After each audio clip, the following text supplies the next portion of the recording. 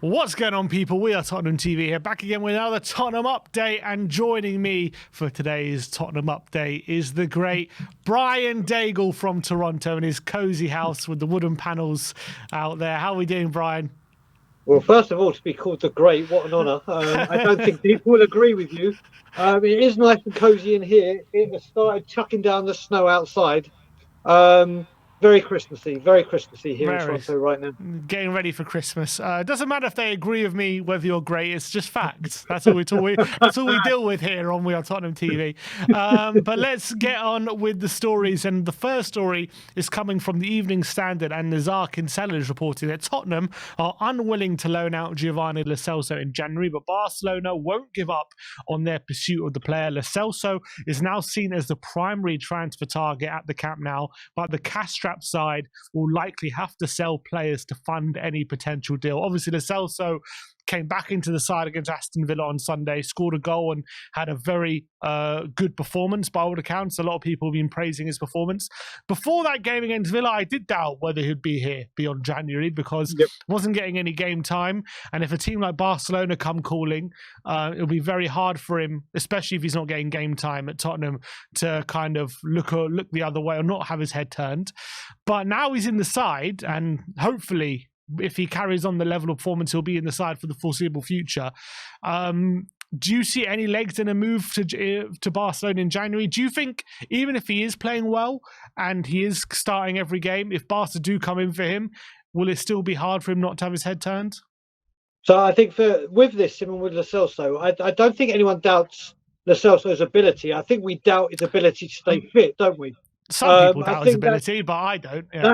I've never doubted his ability. It's can he put a consistent run of games together without picking up a knock? I think we saw against Villa what he has to offer. He did a lot better than I thought he would. Being his first full game back, I think he was exceptional in his first game. There's something about Barcelona for South American players, though, isn't there? There really is. When it comes, I mean, don't get me wrong, for Barca and Real Madrid, anyone wants to go there. But the South Americans, there's a deep affinity to those two clubs, and it's how he feels. The thing with Barcelona being cash-strapped is going to be a big stumbling block in this, because if you're trying to get him out of the club, you have to deal with a certain person who likes to take a lot. And there's one thing I will give Levy credit for: he gets the best deal for the club when it comes to selling. This could be because you could all the maths adds up. But I just don't think it's going to happen. You can see the recipe here that it looks it, but I just can't see it happening. Especially with Tottenham having all those absentees in January. Now Bentancur added to the list. You got Basuma, you got Sarr, Maddison still likely to be missing in January as well. So I don't see a loan move making sense for Tottenham. The only move I see making sense is if we get a decent fee for him, maybe a permanent, and then we have an option lined up to replace him very quickly. And then if in that situation, if Lo Celso really wants to leave, I can kind of understand it, but why would Tottenham let him go out on loan when we're so short midfielders? It doesn't really make sense to me, even if he does want to leave. And also, there have been question marks about him, obviously, how settled he is right now. In the summer, there were big questions whether he wanted to stay. We did end up keeping him. But I saw a picture of him. It was his daughter's first birthday party. Yeah. And it was a picture of all the Spanish speakers. There was Veliz, Bentancur, Porro, Romero, all in attendance. And I think maybe with so many Spanish speakers at Tottenham at the moment, hopefully that's helping him feel a lot more settled. And now he's in the side, hopefully he feels a bit more part of the team than maybe he was earlier in the season when he wasn't quite playing. So I think maybe for me, hopefully he's not as desperate to leave, because we need him right now. And I just think if the case is Barca need to sell to kind of buy him, and Tottenham are unwilling to do a loan deal, I don't see how this move happens now in January.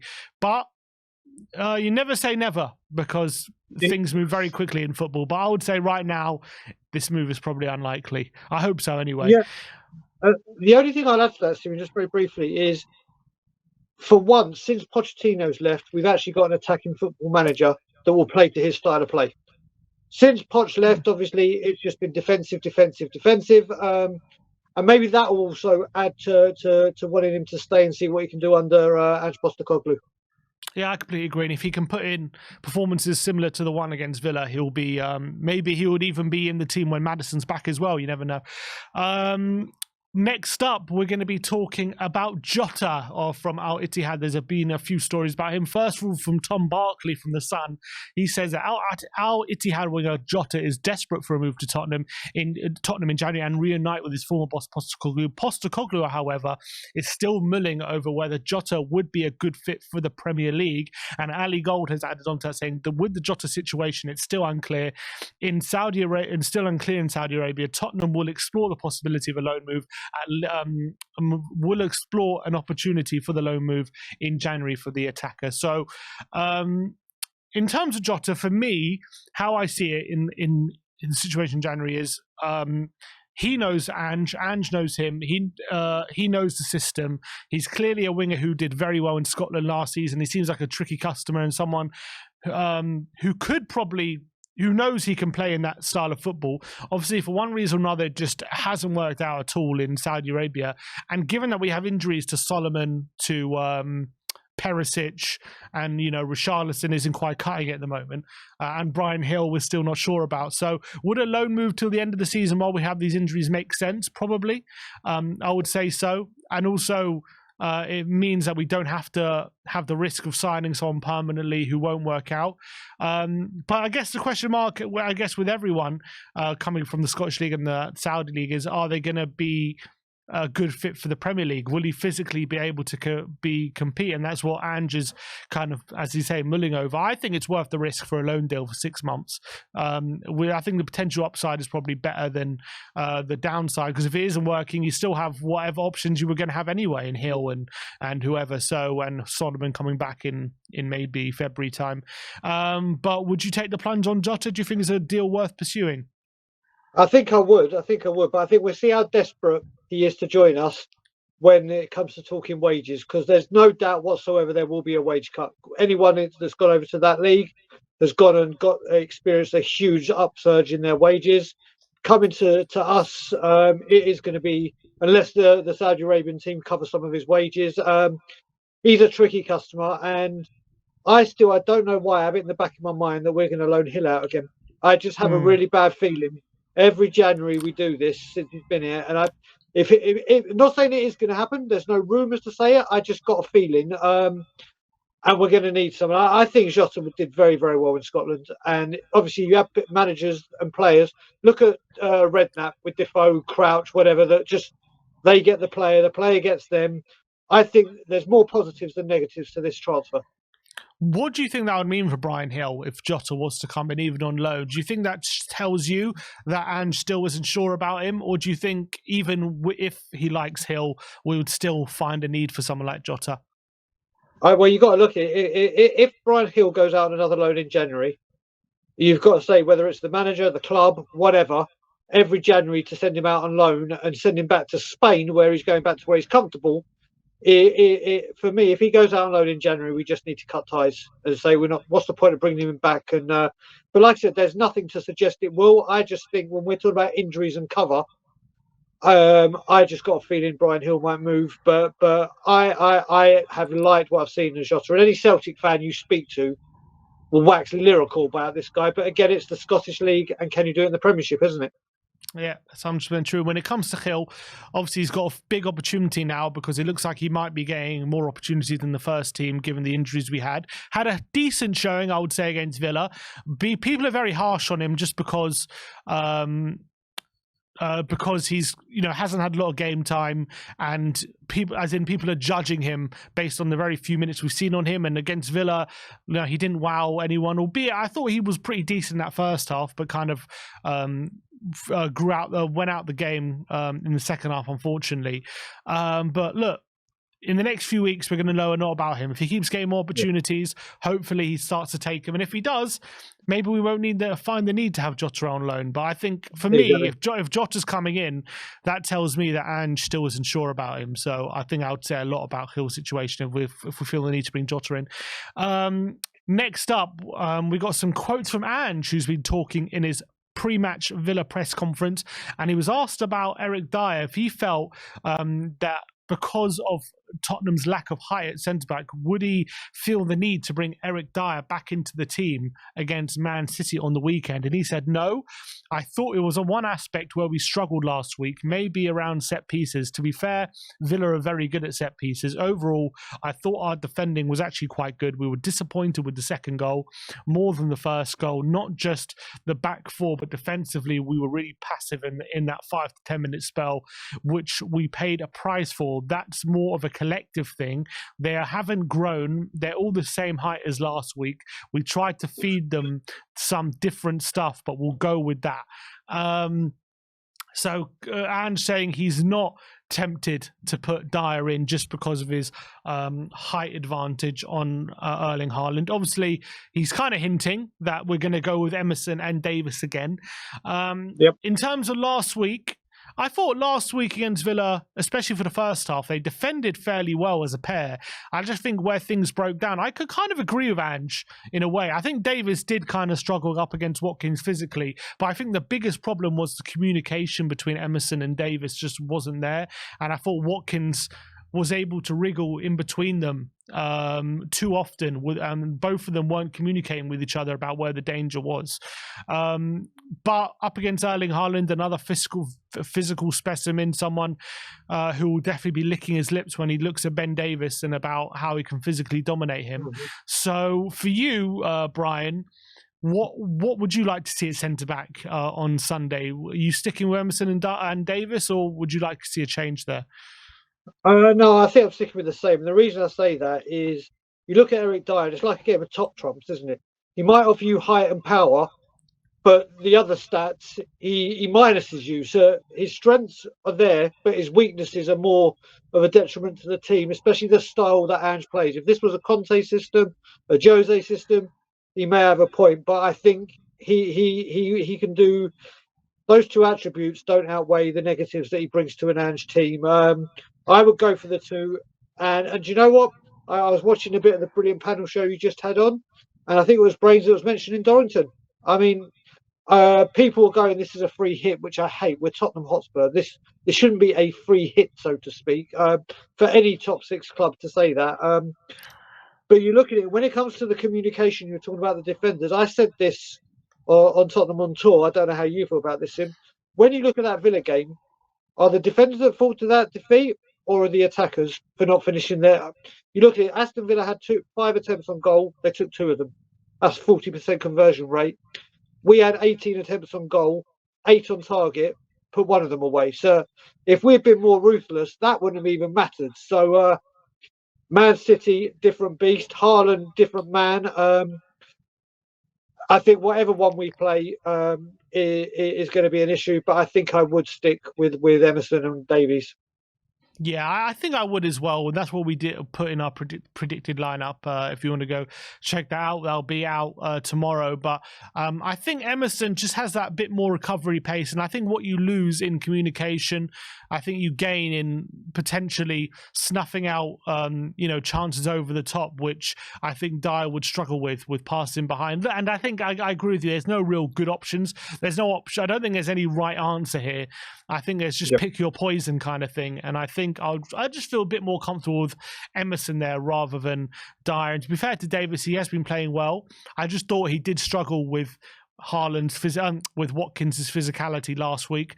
And so I think Haaland will definitely be looking at that thinking, if I can get some crosses in the box, if I can stick on Davis, I can definitely get some joy. But I think we're going to have to just try and score as many goals as we can. That's just going to be the best way to try and win this game, because I don't see us holding out Man City by any stretch. So look, we'll have to wait and see what happens on Sunday. Well, it goes back to what I said very quickly with Villa. If you look at it, I honestly think we will create chances at City. We've created chances. It's whether we take them. Yeah. Because if we don't take them, then that becomes a problem. And we could have easily won that game 3 or 4-2 against Villa, couldn't we? And that was the thing. The chances we created, especially in that first 20 minutes, we should have been 3-0 up before we scored the goal. So I completely agree. I think as much as we go there with a depleted team, I've got no doubt we'll create chances there and we're going to take the game to them. But it's whether if the more chances we miss, especially against a team like City, you got to take them when they come, because there's no guarantee that a good chance will come again. So it's going to be a very interesting game. I see it being a good game. I don't see it being a foregone conclusion that we lose, but I do see us taking the game to them. But I just think if we're missing chances, I just can't see our defense holding up to scrutiny. Really, that's my only concern. Ange has also said in his press conference about Simbins. He was asked about the prospect of bringing Simbins into football. He says, "Bin it, mate. Bin the whole idea. Just forget about it. I don't know why IFAB keep interjecting themselves into the game. There's not that much wrong with the game." So that was what Ange said on Simbins. So I just think, what do you think? Do you think Simbins is a good idea? I think it's the most ludicrous idea I've ever heard in football. I mean, I can't. This for me, this is like when the Super League came, and I said if Tottenham joined the Super League, that's it. I won't watch football anymore. If this comes in at the Premier League level, I don't watch football anymore. It's the most lunatic idea of them all. You think they'll be that bad that because aren't there some yellow cards which are maybe not quite reds but are worse than yellows? Do you not think there's fouls that fall into that category? Yeah, there may be, but this is not ice. I mean, I get to see ice hockey here. We have the Simbins. Rugby, I believe, do so. That's those sports. I went to a hockey game. And I saw that how that was in a full effect. Those Simbins last for what, a couple of minutes, don't they, or a minute? Couple of minutes, 3 minutes, depending on the penalty or the foul that's given away. But we have this sport that is universally loved, the biggest sport in the world. This is what we're going to do next. Have three periods like hockey, or 4 quarters, rather than it's getting lunatic. There's been talks of it.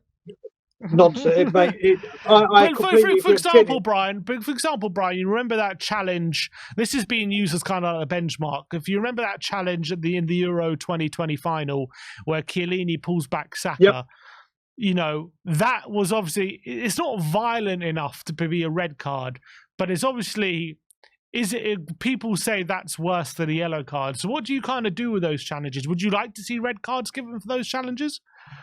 For that, it may not have been violent, but he certainly was last man going for. Well, it doesn't matter where you are. If you're last man, you're last man, and he was pulled down. For me, Chiellini's was a red card all day long. But yeah, can you really say there was a goal scoring opportunity from a foul on the halfway line? The way that, if we go back and watch that, yes, I do. Yes, I do. But this is the thing. Simbins, I'm all up for finding another way. Even find a better way to get VAR to deal with those things. And yes, we'll talk VAR, and it could be minutes or whatever. That needs a complete change. But Simbins is like a hell no for me. Absolutely none. Okay, interesting. I'm undecided. I don't see why people are so against it, because what would we lose from having Simbins? If like Chiellini had to go off for 10 minutes in that scenario, why would that be such a bad thing? I'm trying to work out why people are. Why are you so against it? Just because it's associated with another sport? Not just that, Sim. You look at it. The one thing that happens now is footballers and managers and staff will try and find ways to bend the rules, and try and find loopholes to say, like Jose Mourinho did with, if 2 men go down, you can't take one of them off and it killed. There will be ways that managers will find, and players with the diving and everything will start doing things. Then VAR will get. I think it brings on more trouble than it solves, in all honesty. It's just another thing that's going to make loads more stoppages. It's just no. No.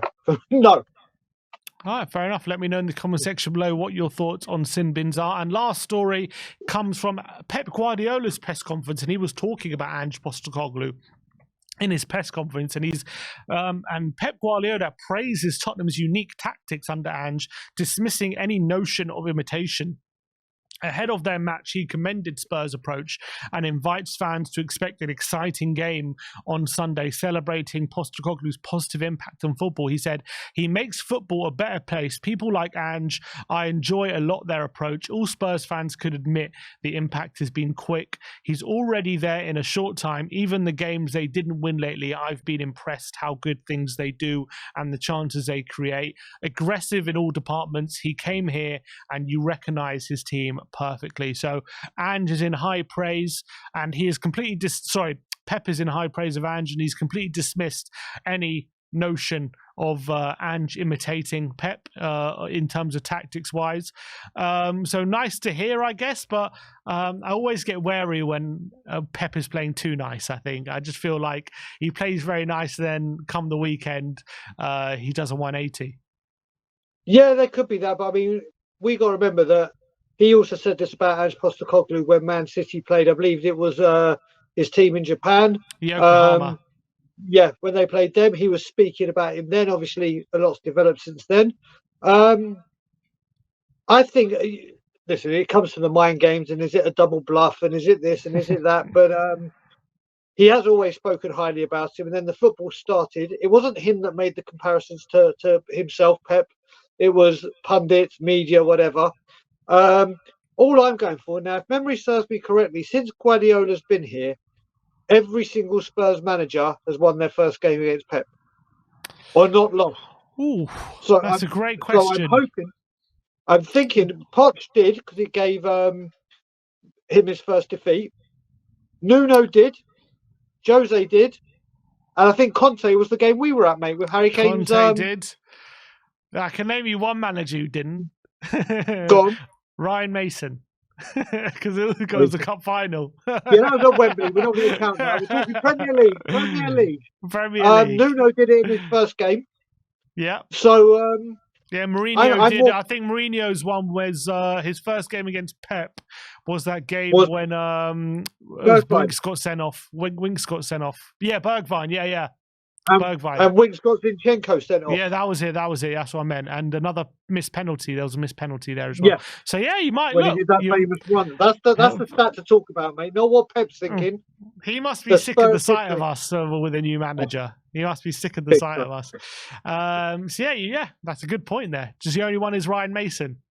Anyone's Ryan Mason letting the side down. That was the final. Is that Wembley? 8 Premier League. All right, good point, Brian. But look, Brian, appreciate you taking your time and joining us today. If you want to see more of Brian Daigle, go check out Tottenham on Tour. The link will be in the description below. But thank you for joining us on today's Tottenham update. Like, subscribe, and comment. And as always, come on, you Spurs.